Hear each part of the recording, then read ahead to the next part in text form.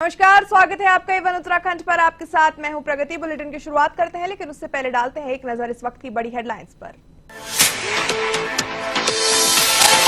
ईद पर सौगातें मिली, गरीब मुसलमानों को मिली राशन किट। देहरादून में वक्फ बोर्ड अध्यक्ष ने किया मुफ्त राशन का वितरण।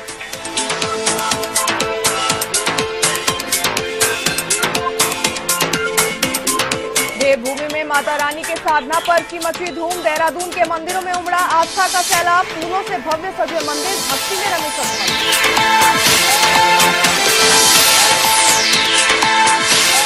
देहरादून में लगातार सड़क दुर्घटना से मचा हड़कंप। चारधाम यात्रा के दौरान यातायात को लेकर प्रशासन अलर्ट। सड़क दुर्घटनाओं के मद्देनजर बढ़ाई जाएगी फोर्स।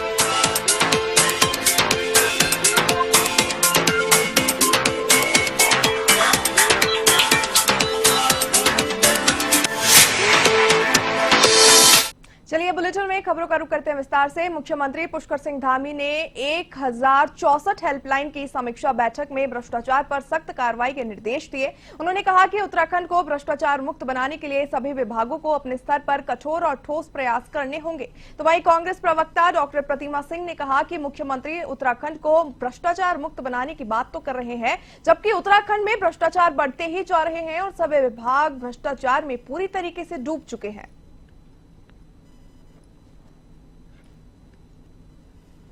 धामी जी पारदर्शिता की बात करते हैं और भ्रष्टाचार कम करने की बात करते हैं। अपने अधिकारियों को वो निर्देशित करने का कार्य करते हैं, मीटिंग्स ले रहे हैं और ये कह रहे हैं कि शिकायती जो नंबर है उस पर जो शिकायतें आए उनका निवारण जल्द से जल्द कराया जाए। और दूसरी तरफ विरोधाभास करते हैं कि जब विजिलेंस ने उनके खुद के जो है मंत्री गणेश जोशी जी के खिलाफ जो है अनुमति मांगी उनके खिलाफ कार्रवाई करने की, तो वो अनुमति नहीं देते। आय से अधिक संपत्ति का मामला भी उनके खिलाफ जो है सामने आता रहा है। सैन्य धाम का भ्रष्टाचार आपके सामने है। उत्तराखंड के पूर्व मुख्यमंत्री हरीश रावत ने हरिद्वार सांसद त्रिवेंद्र सिंह रावत को खनन सचिव के लिए दिए गए अमर्यादित बयान की निंदा की है। बता दें कि कांग्रेस के वरिष्ठ नेता हरीश रावत ने त्रिवेंद्र रावत के बयान को अमर्यादित बताया है।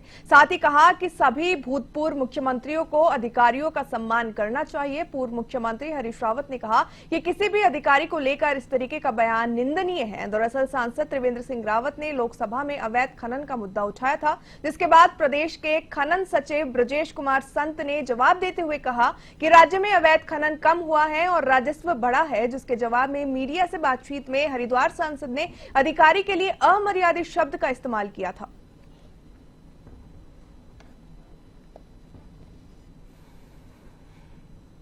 लगा कि आप लोकसभा में कहते हैं, दूरदुवार कहते हैं, न दिल्ली संज्ञान ले रहा है न देहरादून संज्ञान ले रहा है, बल्कि खनन और गहरा हो गया है। नदियों के पाट और गधेरे और खुदने लग गए हैं। संसद में एक भूतपूर्व मुख्यमंत्री कह रहा है तो उसका जवाब देने के लिए अधिकारी, ये कैसी परंपरा राज्य के अंदर खड़ी कर रहे हैं आप जो है? और साथ साथ जो त्रिवेंद्र सिंह जी ने टिप्पणी की है अधिकारी पर, मुख्यमंत्री को हमेशा अधिकारियों का सम्मान, हम भूतपूर्व मुख्यमंत्री हैं मगर हमको सम्मान करना चाहिए उनका। ये शेर कुत्तों का शिकार नहीं करते, तो उसके बारे में कोई बोलना ही नहीं है।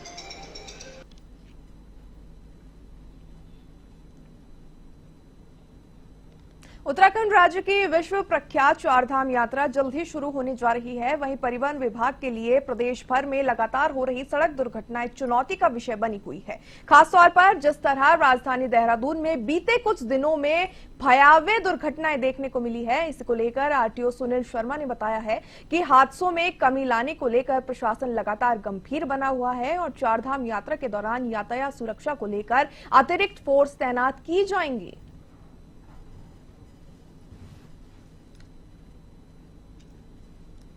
सीजन भी आने वाला है, आने वाले यात्री भी बढ़ेंगे और पर्यटक भी बढ़ेंगे, तो उसको देखते हुए जो हमारी रेगुलर टीमें हैं उसके अलावा अतिरिक्त दल भी लगाए जा रहे हैं। जैसे देहरादून शहर में ये जो हमारा मसूरी मार्ग है वहां पर एक अतिरिक्त दल लगाया जाएगा। इसके अलावा जो अन्य मार्ग हैं उस पर भी एक एक दल की अलग से तैनाती की जाएगी, जिससे कि कोई भी सड़क दुर्घटना को रोका जा सके। महंगे दामों पर कॉपी किताबें बेचने और स्कूल की मिली भगत से अभिभावकों को अनावश्यक परेशान करने की शिकायत का डीएम सविन बंसल ने संज्ञान लिया है। इसी कड़ी में डीएम बंसल ने निर्देश पर सिटी मजिस्ट्रेट और 3 एसडीएम की 4 टीमों ने अलग अलग दुकानों पर छापेमारी की। छापेमारी के दौरान बिल समेत कई खामियां भी पाई गई। जिन दुकानों में खामियां मिली उनकी बिल बुक जब्त कर ली गई है, तो वहीं 3 दुकानों के खिलाफ प्राथमिकी भी दर्ज की गई। साथ ही प्रशासनिक टीम ने पुस्तक विक्रेताओं को निर्देश दिए हैं कि एसजीएसटी की कार्रवाई पूरी होने तक संबंधित दुकान संचालित नहीं होगी।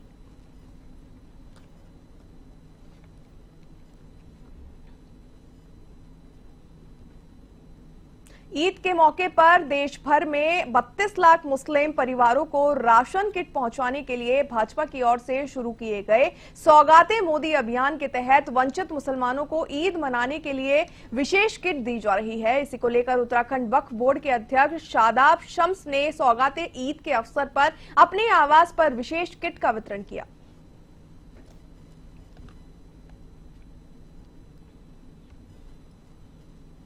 आज से चैत्र नवरात्रि यानी माता रानी के साधना का पर्व शुरू हो चुका है। चैत्र नवरात्रि के पहले दिन तड़के से पूजा का दौर लगातार जारी है। देहरादून में सभी मंदिरों और घरों में पूजा अर्चना जारी है। देहरादून के मंदिरों में सुबह से मंदिरों में भक्तगण पहुंच रहे हैं। इस बार खास बात यह है कि नवरात्रि पूरे 9 दिन नहीं बल्कि 8 दिन की होगी।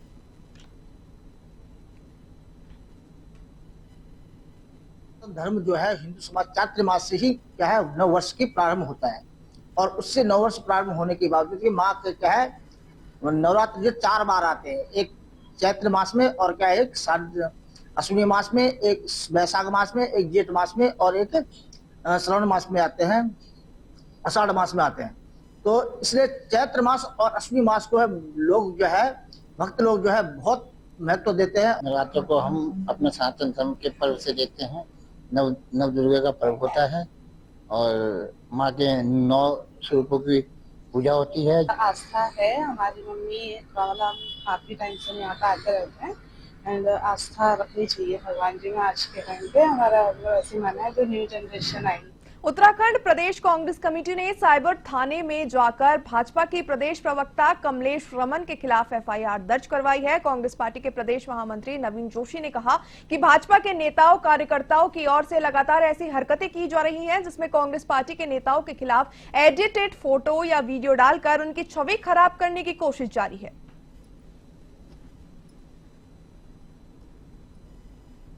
देखिए, आज कांग्रेस मुख्यालय में हमारे वरिष्ठ नेताओं की एक बैठक हुई है। जिस प्रकार से भारतीय जनता पार्टी और उनके प्रवक्ता लोग कांग्रेस और कांग्रेस के नेताओं की छवि धूमिल करने का प्रयास कर रहे हैं, वीडियो एडिट करके और फोटो बनाकर अपने फेसबुक अकाउंट में डाल रहे हैं, सोशल मीडिया में डाल रहे हैं और कांग्रेस की छवि को धूमिल करने का जो एक धर्म की आड़ में अपनी राजनीतिक रोटियां सेकने का काम कर रहे हैं, जो जिहाद को परिभाषित करने का काम कर रहे हैं, जो उसे क्रांति बता रहे हैं जो अच्छे के लिए है। तो मैं कांग्रेस के लोगों से सिर्फ ये पूछना चाहती हूं कि जो लोग खाने में थूकते हैं, लोगों का धर्म भ्रष्ट करते हैं, क्या उसके साथ खड़ी है कांग्रेस? राजधानी देहरादून में सड़कों और फुटपाथों पर अतिक्रमण करने वाले लोगों की अब खैर नहीं होगी। देहरादून नगर निगम फुटपाथ पर रेडी लगाने वालों के खिलाफ जल्द कार्रवाई को अंजाम देगा। शहर को 5 जोनों में बांटा जाएगा जिस पर नगर निगम की टीम कार्रवाई करेगी। शहर के चौकों पर दिल्ली लगाने वालों के खिलाफ भी कार्रवाई की जाएगी। नगर आयुक्त नमामि बंसल ने कहा कि जगह जगह देहरादून के वार्डों में भी कैमरे लगाए जाएंगे।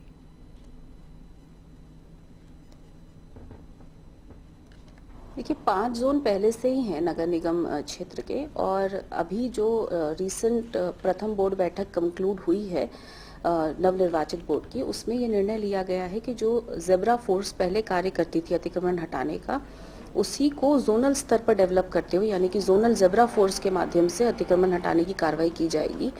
और साथ ही साथ विभिन्न वार्ड्स में सीसीटीवी कैमरे भी लगाने की योजना है। इसका भी प्रस्ताव माननीय बोर्ड द्वारा पास किया गया है। सीसीटीवी कैमरे के माध्यम से भी जो अतिक्रमण है उसकी रोकथाम के लिए और अन्यत्र भी अब अतिक्रमण ना होने पाए उसके लिए तैयारी की जा रही है। वन विभाग मुख्यालय में वन विभाग के मुखिया ऑफ डायरेक्टर धनंजय मोहन ने प्रेस वार्ता की, जिसमें उन्होंने कहा कि वन अग्नि घटनाओं के रोकथाम के लिए वन विभाग ने अपनी पूरी तैयारी कर ली है। इसके अलावा फॉरेस्ट फायर मॉनिटरिंग ऐप भी डेवलप किया गया है, जिसके जरिए से फॉरेस्ट फायर अलर्ट की सूचना सभी फॉरेस्ट कर्मचारी फायर वॉचर को अपने स्मार्टफोन पर मिलेगी। वनाग्नि रोकथाम के लिए, वनाग्नि नियंत्रण और प्रबंधन के लिए वन विभाग ने पूरी तैयारी कर रखी है और इस वर्ष हमने जितने भी इसकी तैयारी में कार्य करने थे वो सब हम कर चुके हैं और विशेषकर मैं कहूँगा जन सहभागिता के लिए 5000 से अधिक हमने कार्यक्रम किए हैं गांवों में, कस्बों में, हर जगह, जिसमें 1,30,000 से ज्यादा लोगों ने प्रतिभाग भी किया है सीधे तौर पे। और इसके अलावा मीडिया और अन्य माध्यमों से भी हमने काफी प्रचार प्रसार किया है ताकि हमें और ज्यादा जन सहभागिता मिले।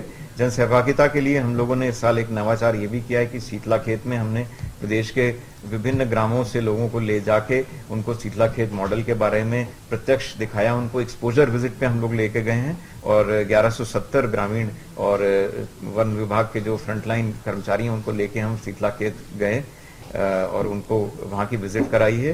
तो ये लोगों की सहभागिता के लिए है और कुछ और इंसेंटिव्स के लिए जो वनाग्नि प्रबंधन समिति हैं उनको इंसेंटिव दिए जाने का भी निर्णय लिया गया है और उनको अवार्ड्स वगैरह का भी के तरफ भी हम लोग प्रयास कर। देहरादून के नजदीक केम्प्टी मार्ग पर मसूरी यमुना पुनर्गठन पेयजल योजना का काम चल रहा है, जिसका अनुमानित बजट तकरीबन 144 करोड़ रुपए का है। 2 दिन पूर्व अचानक इस लाइन का मुख्य पाइप फट गया, जिससे अचानक तेज रफ्तार से पानी बाहर आने लगा। गनीमत ये रही कि उस वक्त कोई इंसान वहां पे मौजूद नहीं था, वरना एक बड़ी दुर्घटना हो सकती थी। इसको लेकर उत्तराखंड पेयजल निगम मुख्यालय के मुख्य अभियंता संजय सिंह का बयान सामने आया। उन्होंने कहा है कि पाइपलाइन नहीं फटी थी बल्कि कोई जॉइंट खुल गया था और ये कोई असामान्य बात नहीं है, फील्ड में ऐसा होता रहता है। पाइपलाइन फटने का प्रकरण नहीं है, वेल्डिंग जॉइंट किसी जगह पे जो है खुल गया था। तो जब भी जो है कोई वेल्ड किया जाता है, फील्ड में जब वेल्डिंग होती है तो कभी जो है इस प्रकार की जो है स्थिति आती है और ये कोई असामान्य बात नहीं है। इस टाइप के जो है फेल्योर सभी योजनाओं में आते रहते हैं, कभी किसी जगह पे जॉइंट का फेल होना, वेल्ड जॉइंट का फेल होना। ये तो इवन रेलवे ट्रैक में जो है रेल लाइन बिछाई जाती है उसके भी वेल्ड जो है फेल हो जाते हैं। उसका कारण सिर्फ यही है कि प्रयोगशाला में जिस गुणवत्ता के साथ वेल्डिंग होती है, फील्ड में उतनी गुणवत्ता के साथ कर पाना संभव नहीं है, क्योंकि एकदम प्रयोगशाला वाले हालात हर जगह पर फील्ड में बना देना संभव नहीं है। कांग्रेस प्रदेश अध्यक्ष करण महारा ने प्रेस वार्ता में प्रदेश सरकार पर गंभीर आरोप लगाए हैं। उन्होंने कहा है कि वन निगम ने सुप्रीम कोर्ट के आदेश के खिलाफ दोबारा मालदारी ठेकेदारी लागू की है। कोटद्वार में रेत का ठेका मात्र 1 रुपए प्रति घन मीटर में दिया गया, जबकि हरिद्वार में 19 लाख के घोटाले में केवल 1 अधिकारी निलंबित हुआ।